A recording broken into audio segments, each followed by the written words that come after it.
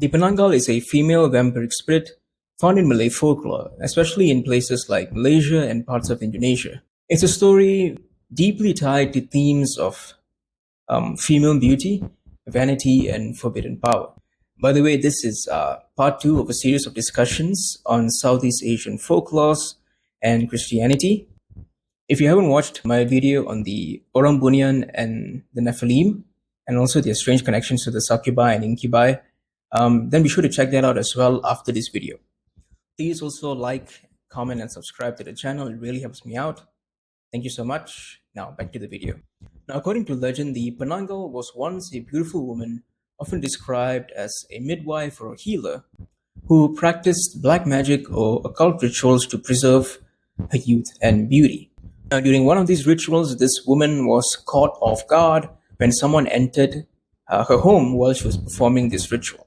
Startled by this person entering into her home, she jerks her head suddenly, causing her head to tear away from her body. Now, from that moment, she becomes cursed, condemned to roam the darkness as the Penanggal, a floating head with glowing eyes and bloodied entrails, feeding on the blood of newborns and pregnant women to sustain her unnatural beauty.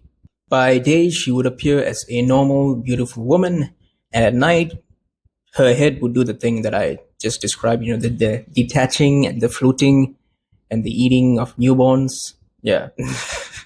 Now, in order to completely understand the symbolism of the Penanggal, we'll have to look at the story of the fall in the Garden of Eden. Now, in the story, as we all know, Adam and Eve betrays God by eating the fruit that God told them not to eat. First is the promise Satan gives to Eve. Now, this is interesting for a number of different reasons.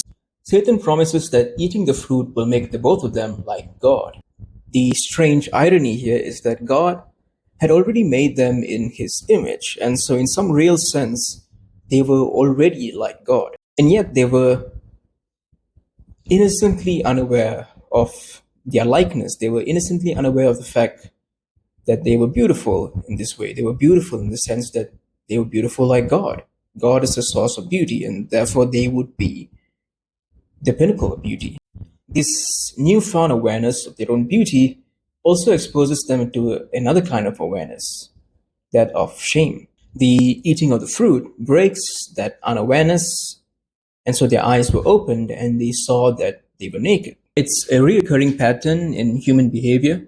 The moment we become conscious of our beauty or the way we look, we become susceptible to pride or insecurity.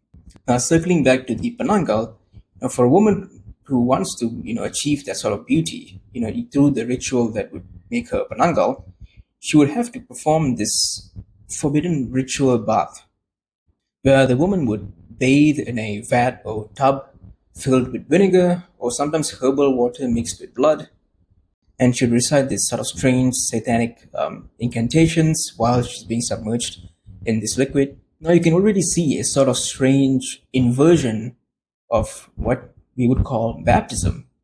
This idea of the woman submerging herself in this weird, gross liquid while reciting incantations, it's really a kind of perversion of baptism. Now, baptism is, of course, the means through which we receive salvation. But in a different sense, baptism is also the restoration of beauty. Now, of course, in baptism, there's also a sort of incantation, you could say, that's uttered. Now, of course, it's not an incantation; it's a prayer. It's a declaration, But you could say it's an inverted parallel in that sense, where the manner to which one becomes Christian and how a woman becomes a Penanggal is essentially the same, but twisted, for the Penanggal's version of it, of course. We as human beings are created in the image of God, but sin, corrupts that image, breaks that image, stains that image. And so baptism renews us, restores that image, When we go into the water, what emerges from the water is this restored image of God. Now, there's another aspect of this story that I don't fully understand yet. I do have intimations of what it could mean, and that's the whole, head detaching from the body part of the story. Now, what's interesting is that this only occurs if someone sees the woman doing the ritual. Kind of funny when you think about it. It's basically the same reflex a lizard has when it's scared. It just detaches its tail. But I guess for the Penanggal, it just detaches its entire head along with its heart, liver, intestines, and everything. Now, why does this happen? I think it has to do with the idea of fragmentation, self fragmentation. Before the fall, Adam and Eve were perfectly integrated creatures, right? Their mind, their rational mind, their will, and their bodily desires were in tune with each other, and they were also in tune with the will of God. But after the fall, after they had their eyes opened, this unity is now broken. And their nakedness was really a symbol of this unity. They were their bodies. There was no gap between the mind, the will, and the flesh. There was no gap. It was united. This creates a sort of spiritual fracture where there's no longer this unity of the mind, the flesh, and the will. And so your mind could think, how should I put this? It's kind of like you're aware that you're in a body. And so your mind treats your body almost as if your mind is piloting your body rather than your mind just treating your body as if that was you. Your body is you. You see the spiritual fracture in how people commodify and detach from or hide behind their physicality online to expose one's body without exposing the face. This is in fact a fairly common phenomena in a lot of adult content creators who create content where they would blur their faces or pixelate their faces, but their bodies are exposed for everyone to see. This is because the fall causes these sorts of people to have this idea that they are not whole, right? There's this dualism, right? Where the body is an object, and the soul is sort of this thing that is just retracted and isolated, and then the mind is just controlling the body as if it were a mecha suit. This is because the face represents personhood, your soul, and immortal presence. The body, when detached from the face, becomes objectified, a thing to be consumed or displayed, however the owner, the head, desires. When someone hides their face but exposes their body, it is a sort of psychological separation. The Penanggal, in this sense, is very much a representation of disembodied sexuality. Just as the Penanggal loses her body when seen, the modern anonymous exhibitionist loses her personhood by being seen without being known. This mirrors the Penanggal myth, where the head, the identity, detaches itself from the body when discovered. This is kind of like the Penanggal's version of Adam and Eve hiding from God in the garden. Your face is really the mark of personhood, the mark of your identity. We all look different, unlike animals. And so this detachment is simply the hiding of one's identity when one's sin is discovered. But again, this escape is of course done in vain. The body is not being piloted by the soul. You are your body, As St. Thomas Aquinas writes in Summa, it's clear that man is not a soul only, but something composed of a soul and body. This then brings us to the question, what does it mean to be beautiful?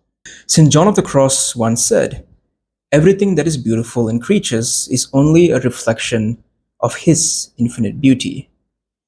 Beauty in the secular world is essentially aesthetics. Christ was and is most beautiful, even when he hung on the cross. Now, this is because Christ, being God, is the source of beauty.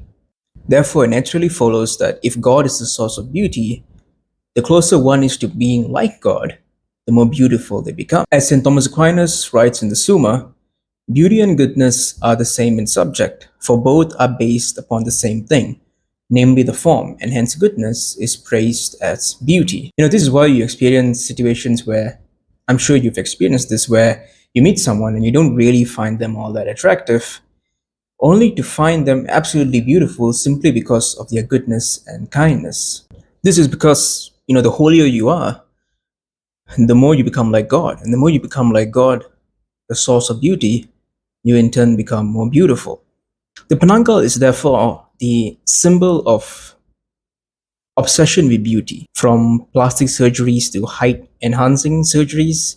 Even the whole looks maxing phenomena that we see on TikTok is really just obsession with beauty, beauty that you will never really achieve. Christ was beautiful on the cross, he was beautiful in the tomb, and he's beautiful now as he reigns in heaven. And you too can be beautiful. You can be beautiful if you become like Christ. As St. Augustine writes in Ciphers of Transcendence, all things are beautiful because you made them, but you who made everything are inexpressibly more beautiful.